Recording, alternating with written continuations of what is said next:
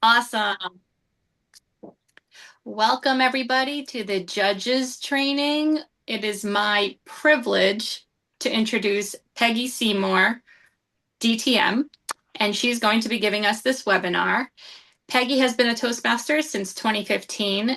She's a charter member of the Main Thing Advanced Toastmasters. She has held various officer, club officer, and district roles, including District Chief Judge for District 83. She has been recognized by District 83 as the Toastmaster of the Year for her program to provide speaking opportunities to members working to attain their DTM before the June 2020 deadline of the previous educational program in the midst of COVID. She was also recognized by Toastmasters International for her work as District 83 Program Quality Director. So, everyone, welcome and take it away, Peggy. Thank you very much, Ivana. Just need to remember to do that screen sharing. That's always such a challenge, isn't it? So I thank you all for being here this evening, and we're talking about judging versus evaluating. So what's going to be covered is we're going to talk about how to be an effective contest judge, how to complete the judge's ballot, how to report your results. What is not being covered is how to conduct a contest. We're going to go over the Toastmaster core values, the purpose of Toastmaster contests, the speech contest rulebook. Judge's overview will be for the Certificate of Eligibility and Code of Conduct, or Code of Ethics. Judging versus evaluating, what exactly I mean by that. The international contest, the Judge's Guide and Ballot. The tie-breaking judge ballot, and reporting the results. And then we'll also go over the table topics, Judge's Guide, and the humorous Judge's Guide. And resources. We all need resources, and Toastmasters has plenty of them. As a reminder, our core values are integrity, respect, service, and excellence. And all of these apply when you're being a judge. The International Speech Contest enables members to practice public speaking and content development in a competitive setting. The topic and purpose of each speech is determined by the speaker, and every speech should fit within the overall purpose of the contest to clearly develop and present ideas in a substantially original speech. So where do I find what I need to get this done?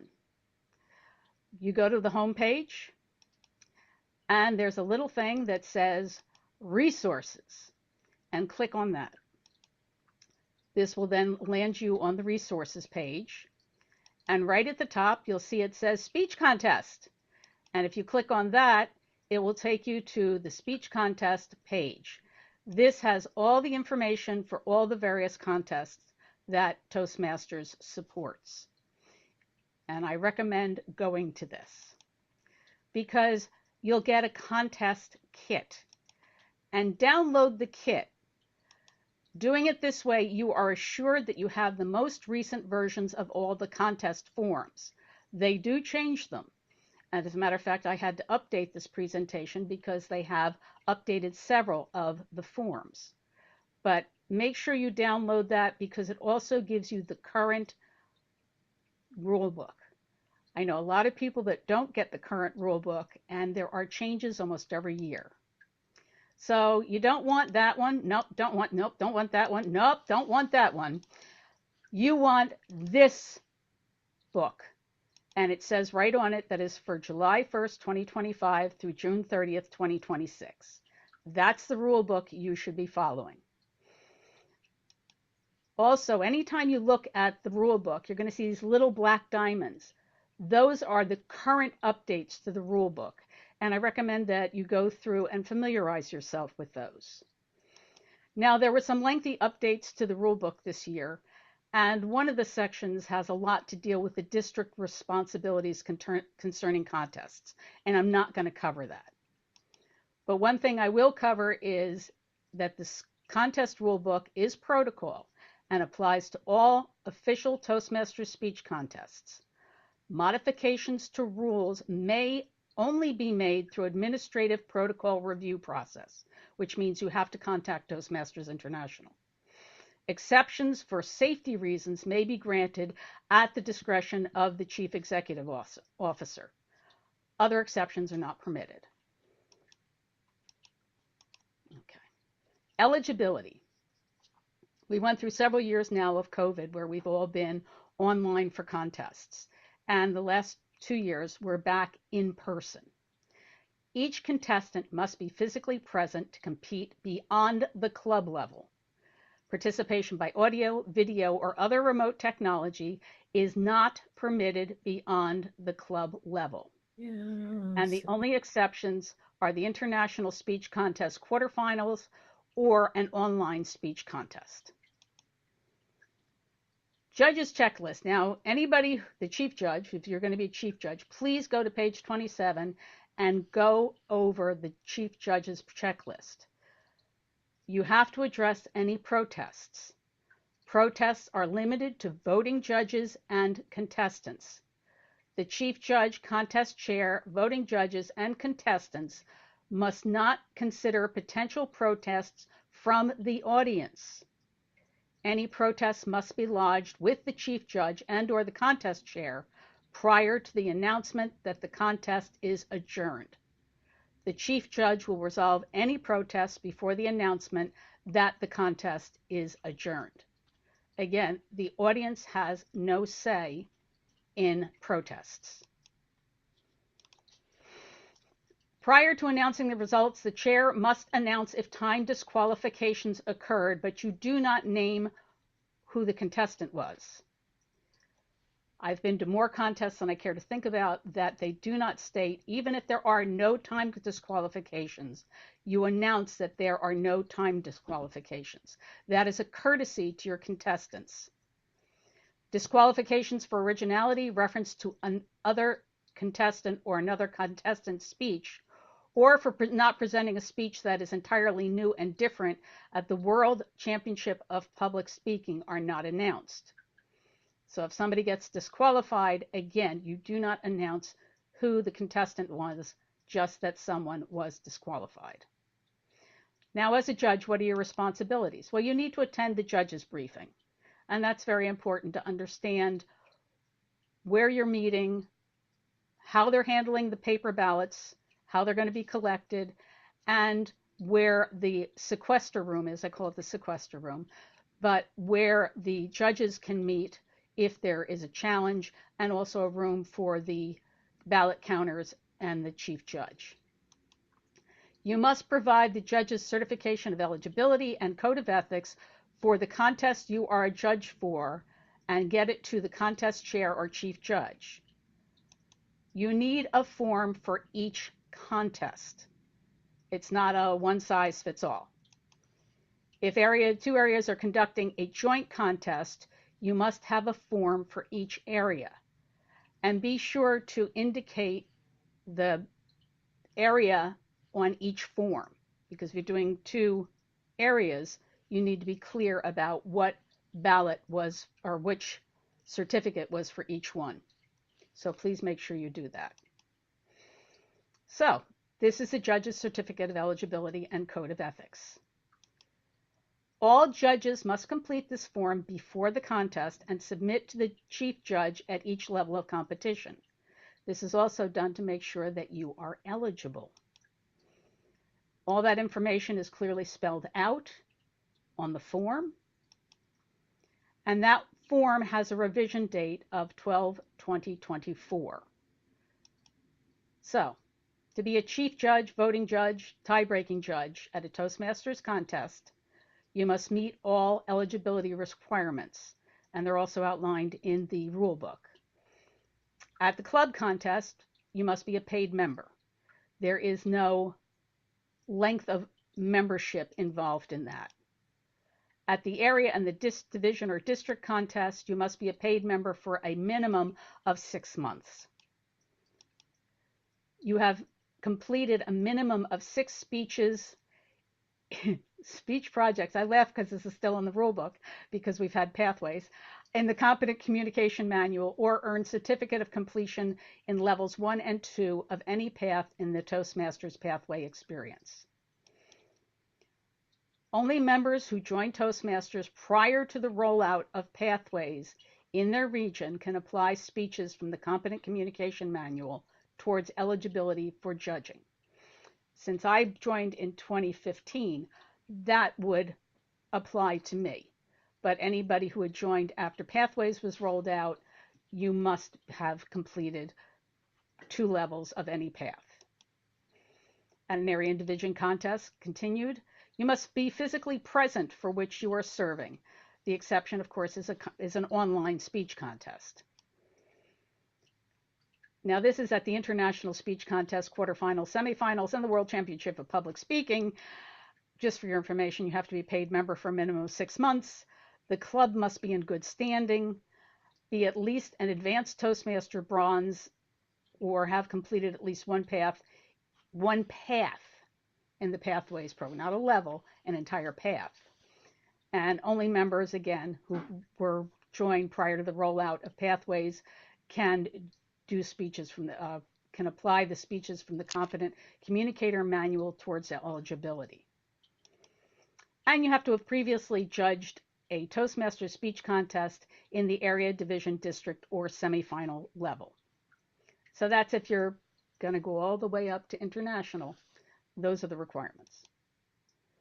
So far, any comments, questions? I do have comments and questions in here. They're being monitored, so if you have a question, please feel free to ask. I have these throughout the speech, so please wait till we reach the comments and questions slide before you ask your questions. Okay? Nobody has anything? We will go on to the Judges Code of Ethics.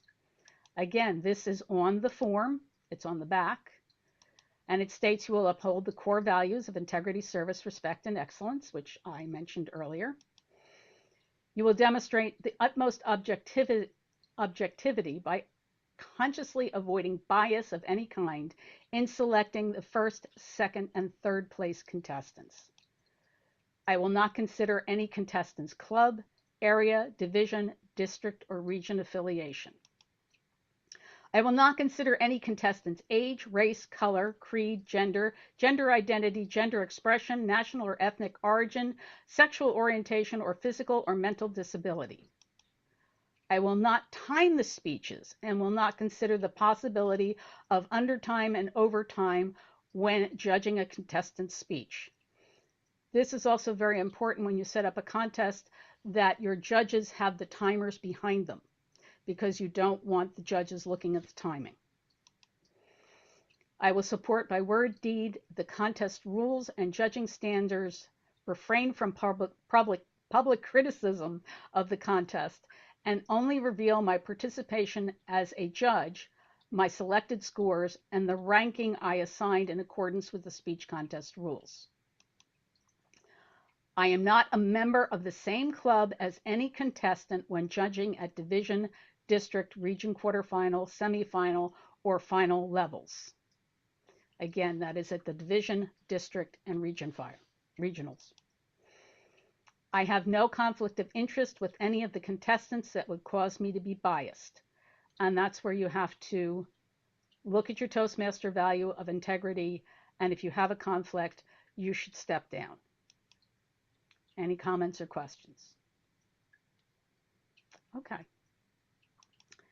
Judges have an obligation to the contestants. Contestants are entitled to a truly professional performance by each judge. Contests expect and deserve fairness and impartiality. They should receive nothing less. You have an obligation to Toastmasters International. They have a reputation for speech training, excellence in meetings, excellence in speech contests. Bad judging can create animosity and demeans the contest, the officials, and our leaders. You have an obligation to the audience. The audience deserves a good speech contest. That includes fair and unbiased judging. Where judges fail to make the best choice, the audience is cheated and is contestants moving forward that we're not putting forward the best speech to go to the public speaking at international, the championship. And it may discourage them from attending or participating because they feel that it's rigged or they're not being fair. So you have to be kind to the audience. And you have an obligation to yourself as far as integrity goes. You have to make a commitment to self-improvement at this point, saying that I want to be a judge and I want to do this correct and I want to be fair. Now, judging versus evaluating. That's almost the antithesis of being a Toastmaster, because we're told we need to evaluate. We don't judge people. And this is the one time you will be judging someone's speech. When you judge, you're working to select a winner, to form, give, or have an opinion, or to decide about something or someone, especially after thinking carefully. Evaluating is appraisal and advice, and that's what most of us do, and we should do, as Toastmasters. We appraise something to determine its worth or fitness and to enable our members to give better speeches with our positive feedback and evaluation. Always remember that a judge's decisions are confidential. Contestants should not ask a judge what their rating was, because it's only a single person. I know I've been involved in contests where the speaker that I thought was really great, nobody else did. So you have to realize that although I know contestants want to improve, a contest is not where they get an evaluation. So contestants should keep that in mind as long as a judge. And you're not obligated to tell them. Please remember that. A judge selects a winner, and a speech evaluator indicates areas of strength and improvement. Judges' decisions are confidential. Please don't corner them and ask them, how did I do? If you ask for an evaluation, that's fine, but they shouldn't be asking how you rank them. Now, good judges are accurate, they're fair, they're trustworthy, they're knowledgeable. You're here tonight to learn how to be a judge, so that will hopefully make you feel more knowledgeable on the subject and that you're better able to perform the job. And they're good listeners. Now, why would a judge have to be a good listener? Now, I know that may seem silly to some people, but speech, subject, and preparation. 25% or less of a speech may be devoted to quoting, paraphrasing, referencing another person's content, not another contestant's. Any quoted, paraphrased, or referenced content must be so identified during the speech presentation. Now, that's kind of an esoteric thing, 25%. It's 5 to 7 minute speech.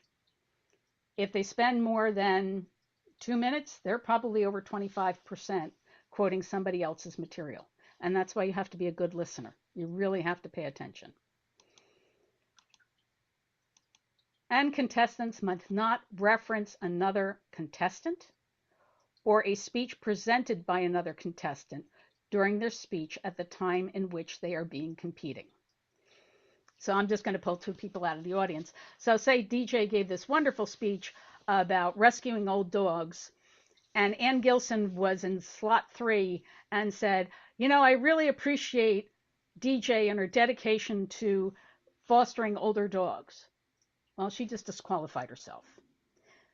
You know, you may think, oh, they're great at thinking on their feet. That's not it. It has to be your speech and not piggybacking on somebody else's speech. Thank you, DJ. And Ann, I hope you don't mind that I singled you out there for that point, but I needed willing bodies for that one. Protests are limited to eligibility, and that's one of the things the contest chair has to do, is check contestant eligibility, and the chief judge needs to review the forms for their judges to make sure that they're eligible. You have to have originality, not reference, and reference to another contestant's speech, as I said, and must be only lodged by voting judges and/or contestants. This is stated time and time again in the rule book, so I think they're trying to get us to pay attention to this one and follow it. Any protest must be lodged with the chief judge and/or the contest chair prior to the contest being adjourned. The only two people that you can approach. If you suspect that someone is a judge, do not approach that person. You go to the contest chair or the chief judge. And as I said again, this is reiterated time and time again in the book that I'm sorry, we appreciate our audience, but they have no say in a protest.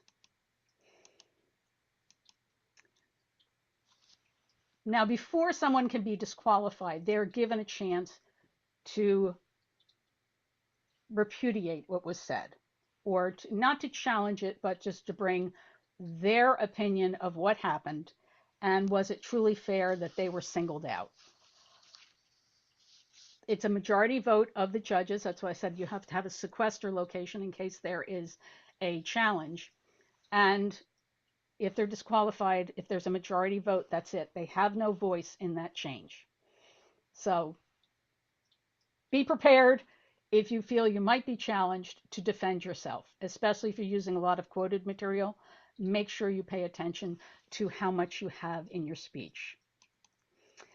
And the contest chair can disqualify a contestant based on eligibility.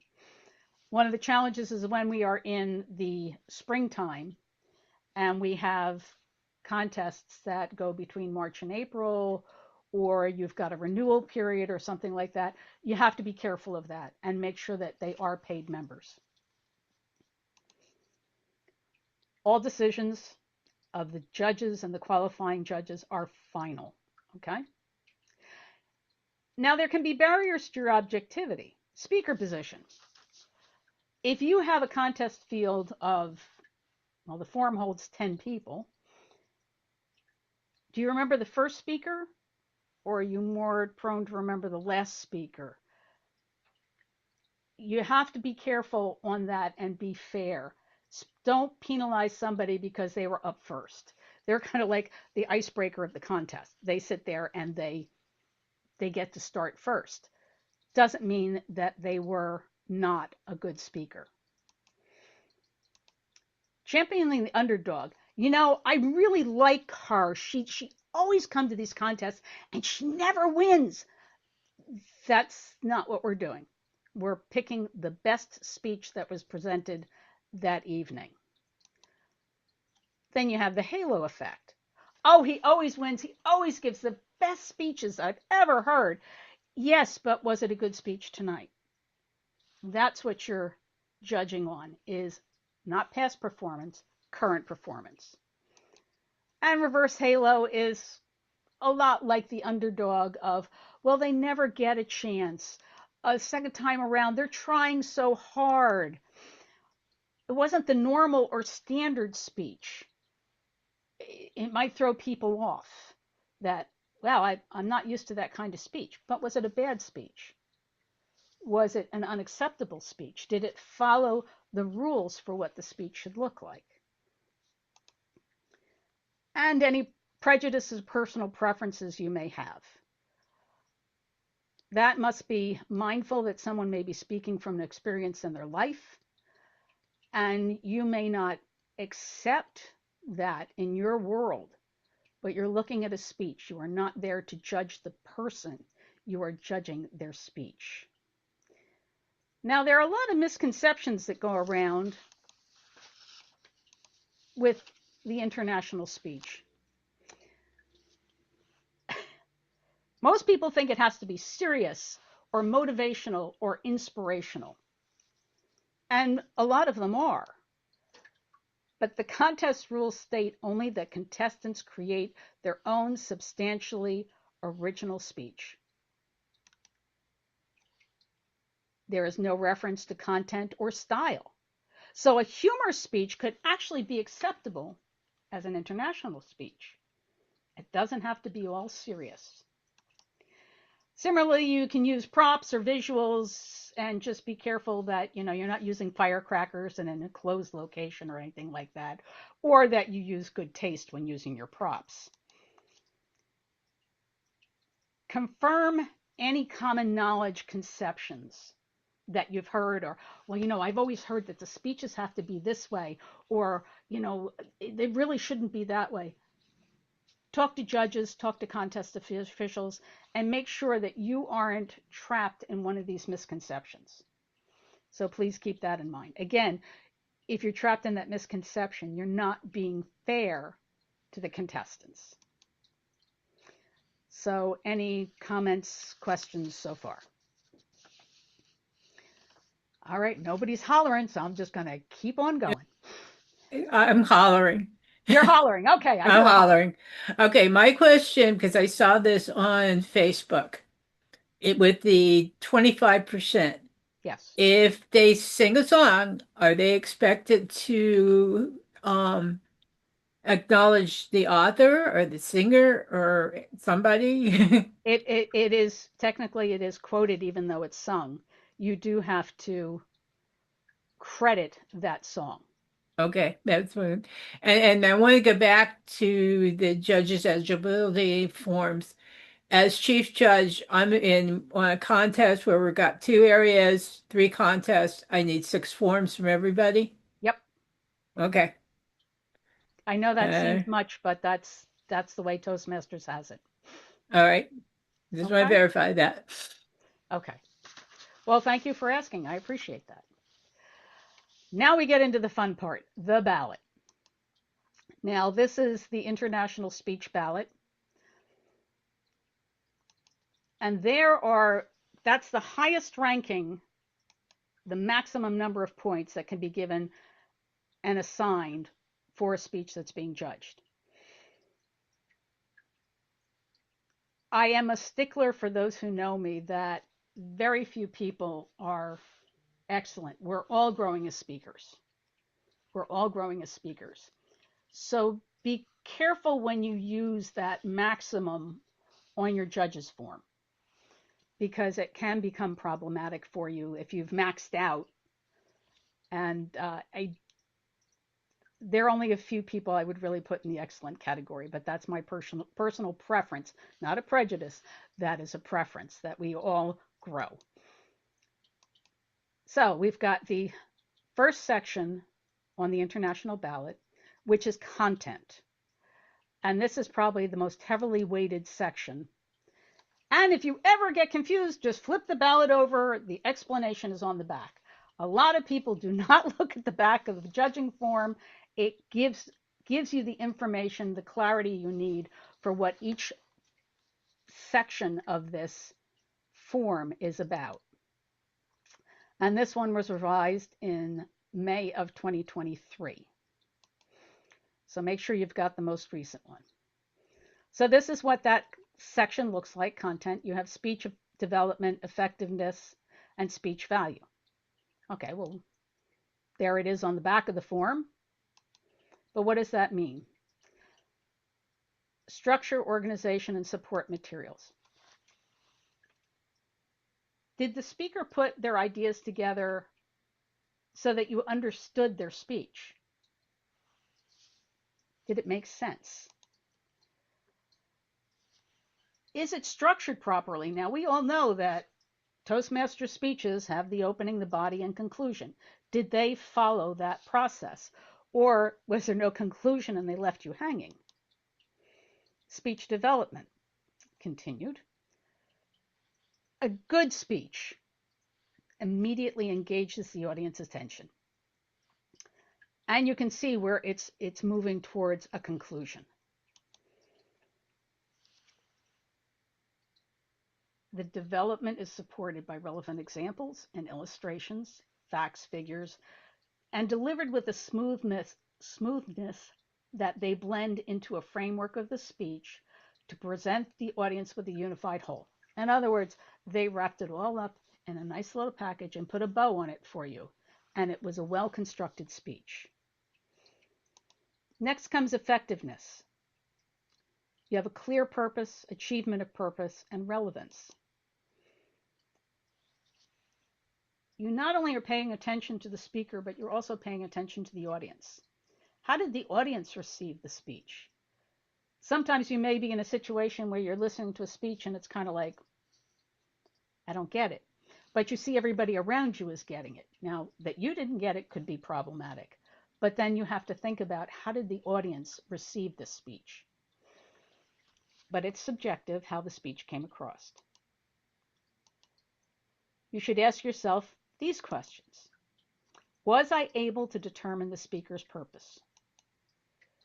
Did the speech relate directly to that purpose? Was the audience interest held by the speaker? And was this subject appropriate for this particular audience?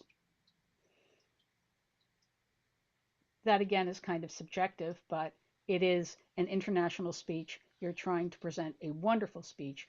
So was it appropriate? Speech value. That's ideas, logic, and original thought. The speech value, I always found this one a little odd, justifies the act of speaking. So what you're trying to say, that's your speech value. What are they trying to tell us? What are they trying to communicate to us? They have something, a responsibility to say something meaningful and original to the audience.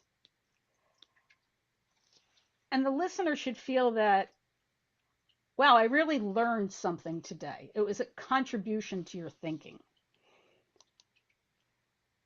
And ideas should be important ones, although that doesn't preclude, here it is, a humorous presentation. Aaron Beverly did a great speech several years ago where it was the battle for the shoes at a friend's wedding. And it was very humorous, but it had a very poignant message at the end about acceptance. So it can be humorous. Any comments, questions on the first of 3 sections? Okay. Next we get to delivery, because we've been in this world of COVID where I am right now, and you only got me from the, waist up, if even that much. So delivery becomes very important. A speech isn't a performance per se, but it's how you're communicating your ideas. And again, it's on the back of the form. So it's physical, it's your voice, and it's your manner. So appearance, body language, and speaking area. Now that we're back in person, we're going to have to demarcate. It's the wrong word. We're going to have to measure out the speaking area for everybody, that you can't go wandering through the audience. You have to remain on the stage, and that is part of speaking area. But I'm getting ahead of myself. Talking with your hands, you talk with your hands too much, you're going to lose something in the translation. Physical presence. I gave this advice to somebody once because they weren't using their body language to accentuate points. It can almost become a flat line if you're not careful. So you're looking for some physicality in the presentation. And should reinforce the speech. A lot of people dress for the speech, depending on what they're talking about. There was a young lady who talked about being a runner, and it was very important about the challenges that she faced in her life and how running helped her overcome them. So it may have seemed a very inappropriate way to show up to a speech, but it fit in with what she was trying to say and what her delivery was all about. And body language, as I've said, should support what you're trying to say. Did the speaker make effective use of and stay within the designated speaking area? By the way, if you step out of the designated speaking area, you can be disqualified. That's another thing a judge needs to be aware of. So the voice. The voice carries the message. If you got somebody who's being monotone, that's not something anybody wants to listen to. Did they rise? Did they fall? How are they using their voice? It should be flexible, moving from one pitch to another for emphasis. And they should have a variety of rate and volume. Now, I'm not talking about going one extreme to the other, but you want to have something that is easy to listen to, but is bringing the points to your ear. and a voice can be clearly heard and the words easily understood. Now, manner is an indirect, I love this, an indirect revelation of the speaker's real self as the speech is delivered. Are they being true to themselves? Are they being natural in how they're presenting this? Are they trying to be something they're not? So manner is very important. And you should always speak with enthusiasm and assurance and show interest in the audience and confidence in their reactions. That was one of the greatest challenges during COVID, is not getting an audience's feedback, that you're kind of speaking to, I don't want to say dead air, but you were hoping that your speech was getting across because you had no way to meter it. Okay, that's comments, questions. Do we have any comments, questions? Peggy, I had put a question in the chat. I'm not looking at the chat, Ann. I, I'm relying on others. Okay. I am happy to restate it if you hadn't had a chance to look at it. Okay. I thought that if a contestant left a speaking area, that would not necessarily be grounds for disqualification. I thought they could lose points, but they wouldn't be disqualified. Has that changed now since COVID?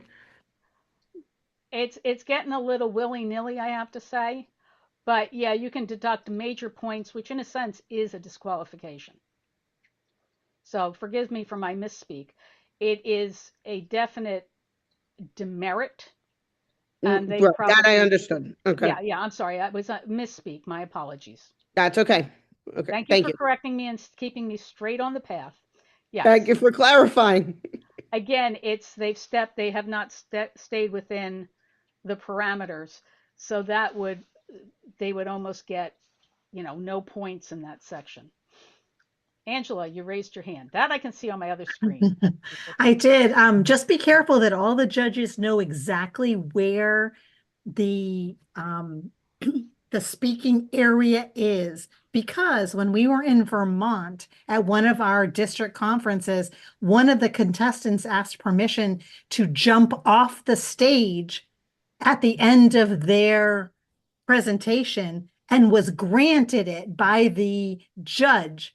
Therefore, by the chief judge, and they made that, but if all of the judges weren't in that room when that happened, they could have deducted for it. Yes, they could So have. be careful. I've also been in the situation where somebody wanted to do something and they actually asked the other contestants if they objected, which that gets a little bit sticky. But yes, the contest chair is supposed to delineate the speaking area and make everybody's life easier, stay in the speaking area. Thank you, Angela. Anybody else? Yes, Peggy, I just had something really quick. Yes. If a contestant is in the international contest at the district level, all the contestants are videotaped for that next level competition. Yes. So also be mindful of that. That's another reason why you don't want to wander out of the demarcation. Thank you. That finally got the word, folks. The demarcation, because you may go out of video. And if you go out of video, you're done for at international. Having filmed several of these, you have to stay within the area so that it's captured on video. So thank you, Tom. That's a very important part for contestants, is they really need to stay in that area, or else that would be the end of their career for that year, I'm afraid. But thank you, Tom. That's a very valid point. And again, it is the responsibility of the contest chair to indicate where the boundaries are and make sure that your videographer can cover it. All right, the last section, which is language. And again, it's all outlined on the back. And appropriateness, here we go. Refers to the choice of words that relate to a speech purpose and the particular audience hearing the speech. So the appropriateness of language is using correct words, correct terminology. I know that seems a bit odd, but I was at a contest. I wasn't a judge, where someone referred to the paradigm, which is actually pronounced paradigm. So you can run into things like that. Now, we are not going to get picky about and about, because that's a regional issue. But using a word incorrectly is another thing that you have to listen for. And the language should promote the clear understanding of the thoughts and should fit the occasion precisely. And correctness. This is what I talked about: grammar, pronunciation, and word selection. This is a delicate area because we are Toastmasters International, and the speeches have to be given in English for the international speech. You should not judge someone on their dialect, as long as it's understandable, or how they pronounce certain words. Now, paradigm was really off the mark. It should have been paradigm. But as I said before, about and about, both are correct. It depends on where you're living. So you shouldn't ding someone for saying about if you're in the United States, or if you're in Canada, shouldn't go after them for saying about. It's a fine line. Use your judgment. That's kind of a prejudicial thing you should try and stay away from. And was it the proper use of grammar and correct pronunciation? And that they've practiced and they've mastered the words. It drives me crazy when people don't practice their speeches and they get up there and they don't use the right word. Now, for me, I forgot demarcation, but that's okay. I do that all the time, if those who know me. Comments, questions, anybody, somebody?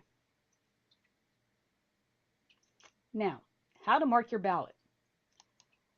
Since we are back in person, this is going to be fun and interesting.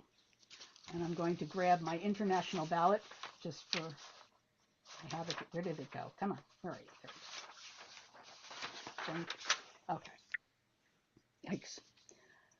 So up at the top, this is where you would write down contestants' names. Okay. They should be either, if you are lucky enough and you have an agenda, they should have the speaking order already printed. If not, they'll announce the speaking order, and make sure you write them all down in order. I recommend that you include their speech title. As I said, if you have a large field of speakers, like you have 7 speakers, writing down their speech title will help you remember their speech. And take notes, both positive and negative. I know there isn't a lot of space on that form, but get creative because it really does help people. Now, we're going back in person, and we have the wonderful speech form. And I always love this when you go in and it's like you figure out who the judges are. This is my recommendation to you, is when you are filling this out, do it in reverse order. That way, when you do each person, you can tuck it under and nobody can see, or you don't prejudice yourself against the previous speaker. And then just keep folding it back. So that way you're also protecting your assessment in case you've got somebody who's really nosy behind you, wants to see how you're marking some of these speakers. So that kind of protects you as a judge when you're filling out the ballot.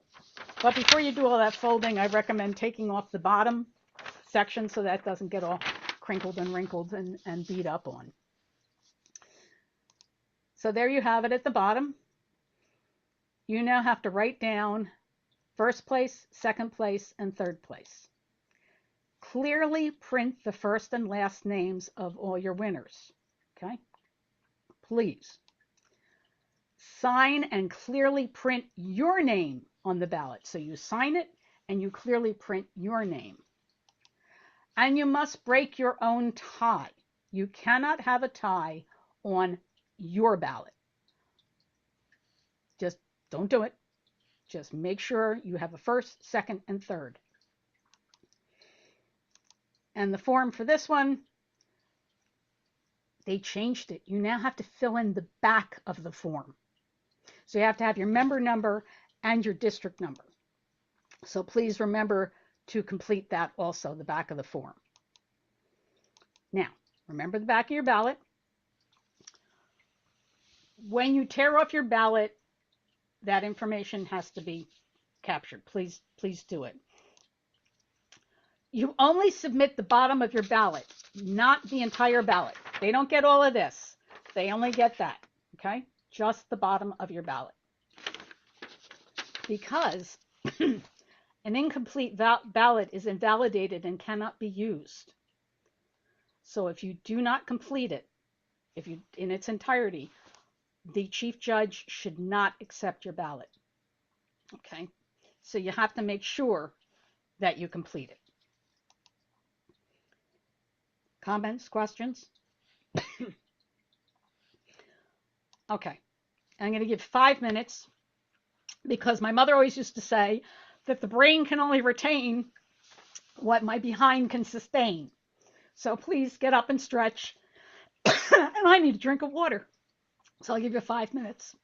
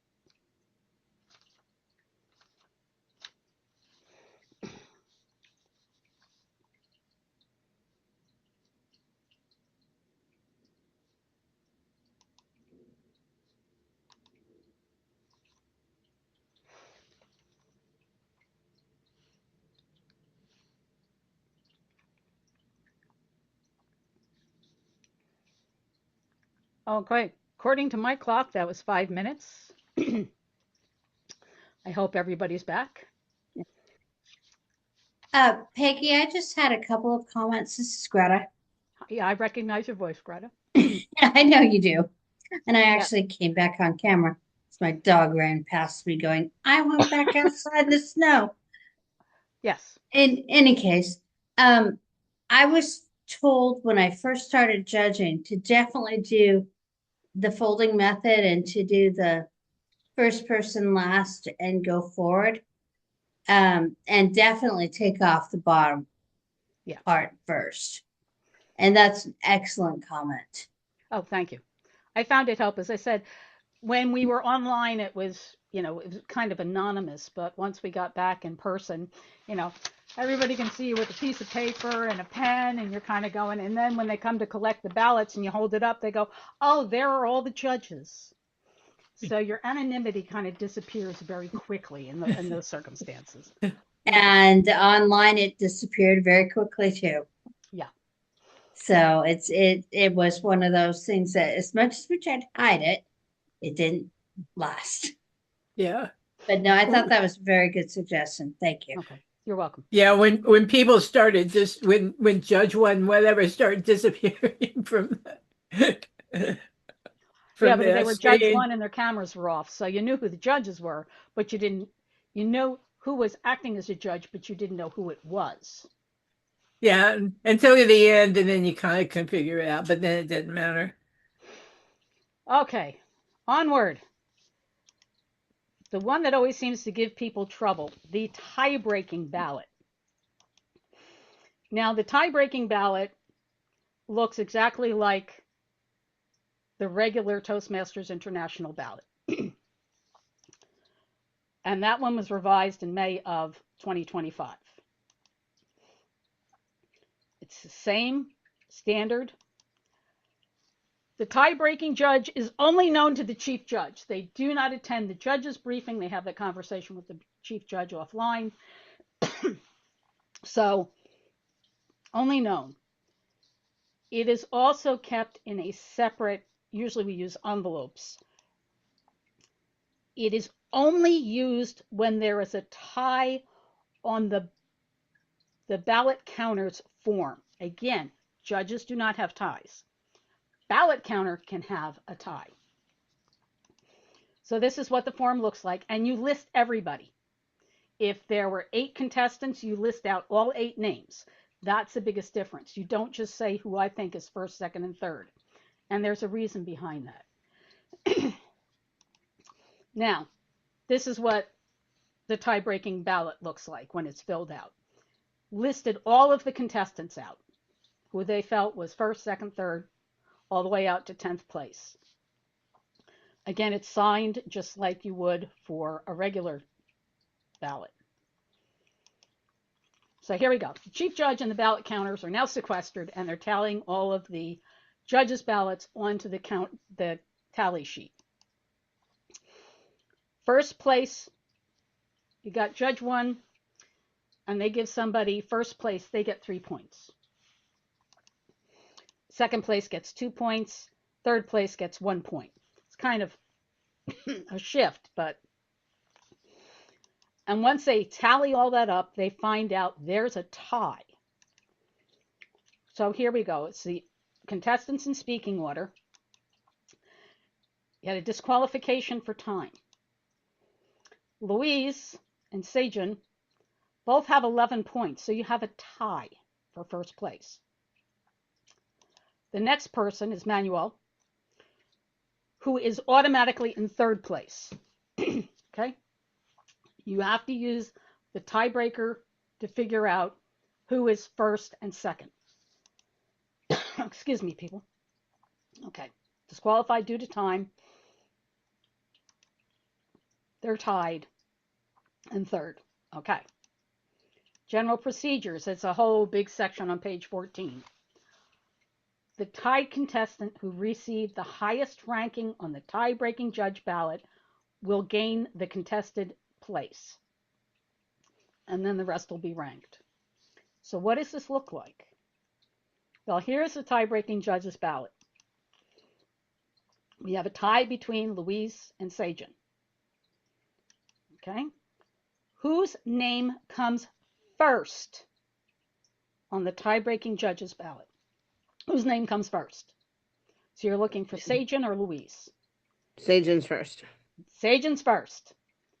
That means Louise gets second place. Okay, does everybody understand it? You're going through and you're looking. When I said earlier about when I have been a judge and I thought somebody was first place and they got second or third, people didn't agree with me. But this is why you have to rank everybody. Sagen gets first, Louise gets second. Forgive me, folks. It's winter dryness. This is a results form, and it's still from 2020. And I realized nowhere on here does it tell you what contest this results form is for. So I would strongly suggest up next to results form, you write down international, humorous table topics, whatever, and whatever, if it's an area, if it's a division, if you're doing multiples, write it up there also, because nowhere on here does it say what contest this is for, which I find that very interesting and distressing, but that's just, we want to lead to confusion. So this is how you would report it. Third place, Manuel, Louise, and Sagen. Okay, that's how you would report all that out. Are there any questions about that? People seem to have a lot of trouble with that tiebreaker ballot. Okay, I got good students tonight. They all understand what's going on. Okay. Now for District 40, did I have somebody ask a question?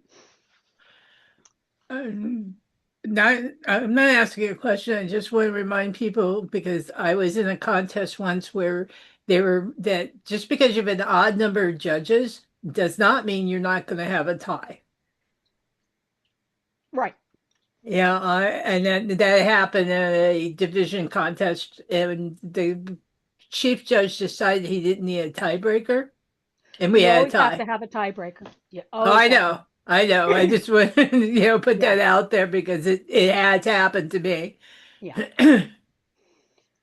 So we have table topics. I'm sorry, let me back up a second there. We have humorous and table topics for District 45. So the humorous speech ballot, I'm not going to beat you over the head with that one because it has a lot of the components that you will find in the international ballot. So if you've reviewed the international ballot, I think you've got the hang of this. The one change for the international, the humorous, and this one was done in December of 2025. They came in close to this is like not even a month, just a little over a month old. You have speech development, effectiveness, speech value, but you have audience response. That's different because it is humorous. I cannot tell you how many humorous speech contests I've been to, and I was hard pressed to find the humor. Just because you say it's a humorous, you're really looking for audience response. So what does that mean? Attentiveness, laughter, interest, reception. You would expect that from humorous. Audience response reflects the audience reaction to the speech. If they're laughing, that's because the speech was funny. Did it hold their interest, or were people like, are they done yet? And did people understand and laugh at the humor? That's another important part. Did they get it?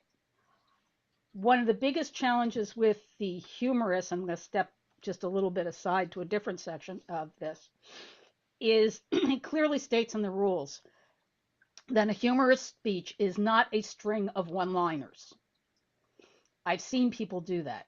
This is not a stand-up comedy routine. This is creating a humorous speech.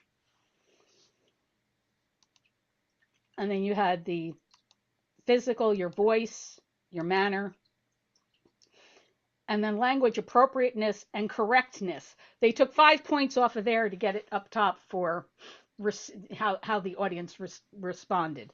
So if you're wondering how they miraculously moved around points, that's one of the biggest changes they did there. Now, table topics is a little bit different because this is impromptu speaking. So review this ballot carefully because it does have different parameters. And this one was revised also in December of this year. But if you download those packets like I told you to, you shouldn't have any problem because it'll have the most recent ones involved. So here we go. You have speech development and effectiveness. Yeah, that's kind of the same as the international. But when it comes to table topics, it has to have the open, the body, and the close. It has to be organized thought. And it has to have a certain level of smoothness. You know, did they kind of go like this and all over the place? And, you know, was it a smooth delivery? A lot of people panic when it comes to table topic. And the minute they hear the topic, they want to launch into their speech instead of grounding themselves, taking a breath, organizing the speech, and then moving forward. So that's where it's important that they put it together and the audience understands them. The response has a purpose. You were asked a question and you need to answer it. And, you know, again, here you can see the reiteration of opening, body, conclusion. And their response is supported by what they've said. I don't know where you get facts and figures in such a short amount of time, but that you supported what your response is to that question or statement. And then logic, directness, enthusiasm, achievement of purpose, and audience response. They threw a lot of that into effectiveness. Did your subjective judgment how the response came across? Did they understand the question? Sometimes in table topics, people kind of miss the mark on what they were asked. Were you able to determine the purpose? Where were they going with this? Were they answering? Again, did they get it? A lot of the judges' forms are reiterative information to ensure that you got the point they're trying to make. And was it clearly and logically presented? Table topics has to be one of the toughest contests because you got 1 to 2 minutes and you were just asked the question. And then the delivery, again, physical, your body, speaking area. Did you stand there terrified because you were asked a question and you didn't move a muscle? That's not good. So did your physical presentation carry your message for effective communication? This one's a little odd where they say the speaker's appearance should reinforce his or her response. Maybe that's not having the deer in the headlight look. I'm not sure exactly what they meant by that, but were they confident in what they were doing? I think that's what they're aiming at. And did they make effective use and stay within the designated speaking area? We're back to that speaking area again. Again, were they frozen in place or did they use the space available? Flexibility and volume. Voice carries the message. That's the same as the international ballot. That's the same as the humorous ballot. That's all the same. And again, the pitch, the volume, the variability. And could they be clearly heard and were the words easily understood? And the last section, which is language. And that's a tough one because when you're doing this as an impromptu, choice of words is going to be a challenge. Refer to choice of words, the speech purpose, and the audience hearing the speech. Clear understanding, again, that's the challenge of table topics and impromptu speaking is having a clear understanding of your thoughts in answering that question or statement. Sometimes it's a statement that was put to you. Grammar, pronunciation, and word selection. That's a tough one, impromptu, because you haven't got a chance to work out your word selection, your grammar, how good are you at doing an impromptu speech? and proper use of grammar, again, carry over from international and humorous. There's a lot of overlap between the various speech contests, but table topics, it's impromptu. Humorous, you need to be funny. So any comments, questions at this point? Paul? Yes. There he is. Hello. Hello. I thank you for this presentation. I have two questions for you. One is factual, the other one is an opinion. The first one is the table topics change from December of 25. You didn't highlight that. What was the change on the ballot from I have December? not compared the ballots. I compared the rule book, Hmm. but I just go over. I am really part of what changed on those is they were no longer electronic fillable, and they've put them back to Oh, paper form. It used to be you could, if you've done contests during the age of COVID, you were able to fill them out online, right. and they've changed that they're no longer fillable. They have to be handwritten. Okay. Even though Well, it's interesting, they have the little red arrow for signature, which I don't know why that's there because you have to sign it in person. can't do it. Yeah. Yeah.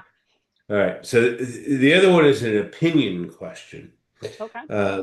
because we're just starting the club contests right now, and in Division A, because of the geography, a lot of our clubs are doing them online, Right.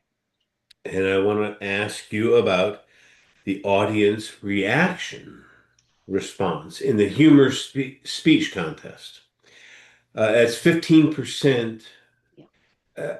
I've heard some folks say, well, everybody gets the full point because I can't see the audience because the contest chair said turn off your Right. camera. So what's That your has opinion? Humorous, should the cameras be on for the audience so that the judges can see the reaction? Or should we just give everybody full points? I don't know if I'd give them full points, but that was a challenge we had during COVID because there were several, iterations of the humorous contest given during COVID, and that's a difficult call. Yeah, they wanted the cameras off because they didn't want people distracting from the speaker. Hmm. Because let's face it, some people forget that they have their camera on and they start puttering around the house or doing things that are Yeah. distracting. So it's a double-edged sword, Paul. I would say keep them off and then just leave that as a neutral point. You can give top marks to everybody, you can give 0 marks to everybody. That becomes kind of null in an online. I don't know how else you would do that. I mean, Right. that's my opinion. I don't Okay. know And how else and you would do that. and in my opinion would be whatever points you give should be the same for For everyone. everybody, right? Okay. Because you Thank can't. you. You're welcome. And that's one of the challenges that we've been having for the humorous contest is you don't, the audience laughs around you.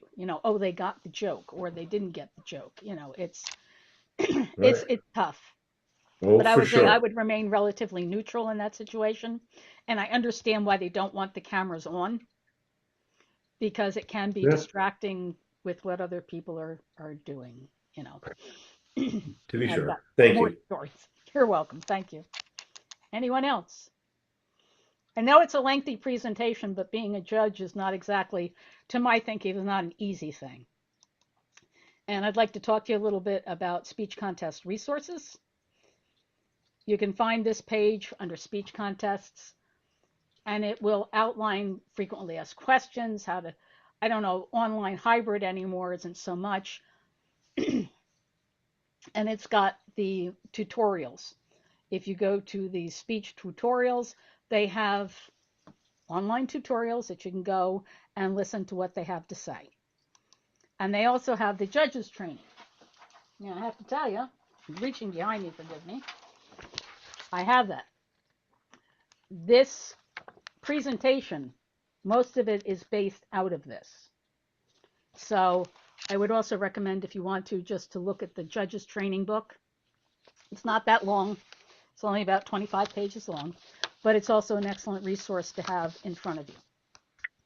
Oops, I keep hitting my speaker, sorry. So that, oh, where's the eye counter? I got hit with the so. I got hit with the so. I'm sorry, folks. Are there any other comments, questions? Anybody, something? Peggy, I'd just like to, again, thank you. I really appreciate this briefing. And one of the things that I'd like your opinion, if you don't mind, is the benefit of performing as a judge or as a functionary or even as a contestant in speech contests. I know it does sharpen your skills, but is there anything else that you can say? It's supporting your fellow Toastmasters. Yep. Which is always good. And part of the 4 pillars, if you want to call it, is service. Mm-hmm. And that is stepping up to fill these roles. You're actually fulfilling part of the Toastmasters promise is to serve. Yep. And that's, and it's kind of nice if you have someone who goes to the quarterfinals from your district, you get to go, I helped get them there. I was one of the judges. I helped them get there. You know, I guess maybe it's a sense of accomplishment. Yep. Back in person right now, and I know for District 45, distance is a major issue. You know, up north you have the challenge of distance. In New Jersey, we have the challenge of time. It's really hard to get from here to there in the specified amount of time. But it is, again, service. It is supporting your fellow Toastmasters, and it's an experience. I think sometimes people take for granted how things are done. I recommend that contest chair or chief judge can be an HPL if somebody's looking, because if nobody's ever done it before, for me, it's not an HPL. I've done far too many of them. It's second nature. I know how to set them up. But if you've got a member who needs to do an HPL, manage a successful event, there are several projects and pathways that can be utilized. So to encourage them to be able to complete those, learn what the ones are that can fill that requirement and recommend that they do it so they can fulfill the requirement, so they can complete their path. And that helps their club and that helps their district. Excellent. Thank you, Peggy. You're welcome. As I said, for me doing an HPL around contests, forget, it's just not going to happen. I've done too many. Anybody else? I thank you for sitting here. I know it is lengthy, as I said, but that ballot does take a while to get through it.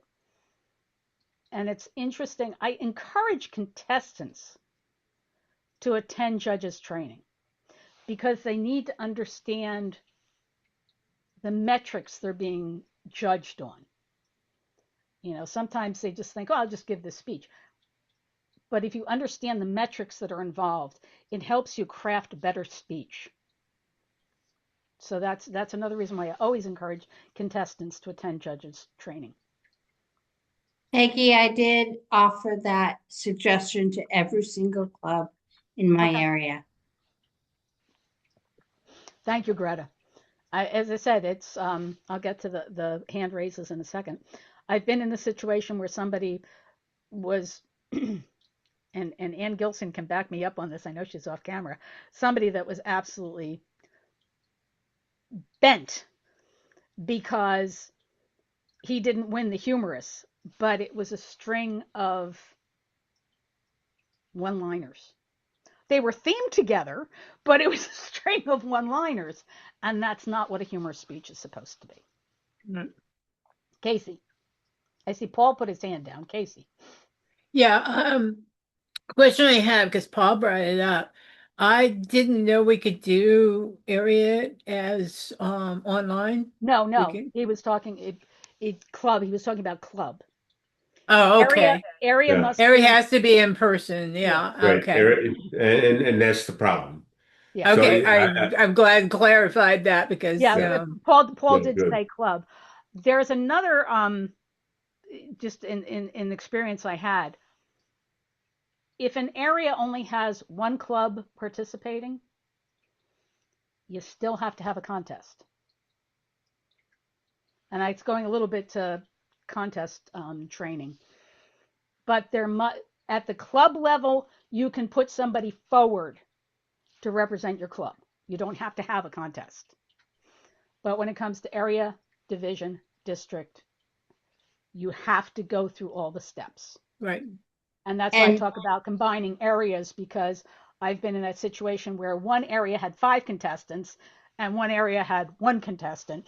So we combined because it's resource utilization also of when you've got to, if you can't get a space for free, you have to rent it, what have you, the costs involved. So sometimes it works to combine areas. And we've actually done divisions too, depending on what the response is. And also, Peggy, I want to add from a contestant point of view. Yes, I know I'm already in my robe.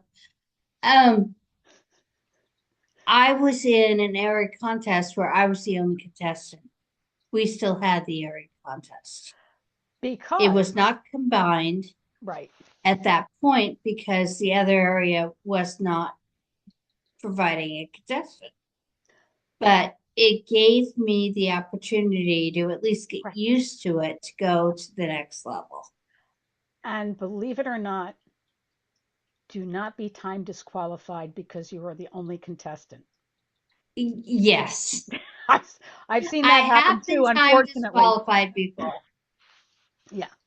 Is that even if you're the only contestant for an area, do not time disqualify. Pay attention, because then that's it. There's nobody from that area going forward. You know, it's Yeah. not a get out of jail free card. Oh, I get to just give my speech. And it's also, judges should be marking the ballots, even though it's a single person, to just get used to marking that ballot. Yeah.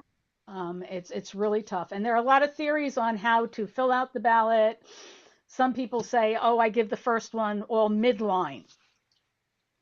You know, don't give everybody 10s, you know, or the high end. You know, I've given a speech about the number 5 because when we give speeches and pathways, everybody wants to give you a 5. How do you grow from a 5? And I know very few people who are 5. I'm not a 5, that's for sure. So it's interesting on how you mark your ballot. But again, Yeah, if you and get a little confused, flip that thing over. All the instructions are on the back. yeah, and all the instructions actually start from top to bottom. I go from bottom to up, but that's my own preference. Right, right. And I make sure to mark asterisks, stars, checks for certain things so that I know if there's a tie on my end, Right. but that's a tiebreaker for me. But when I said earlier, one of the biggest things that helped me was if the speech titles are not listed in the agenda, make sure you scribble it on the form, because sometimes that kicks in and go, oh yeah, again, the person who went first or second, and now you're at number 8. I'm not saying that diminishes their speech, but you've had so much information overload. Right. That you do them a favor by keeping track of that.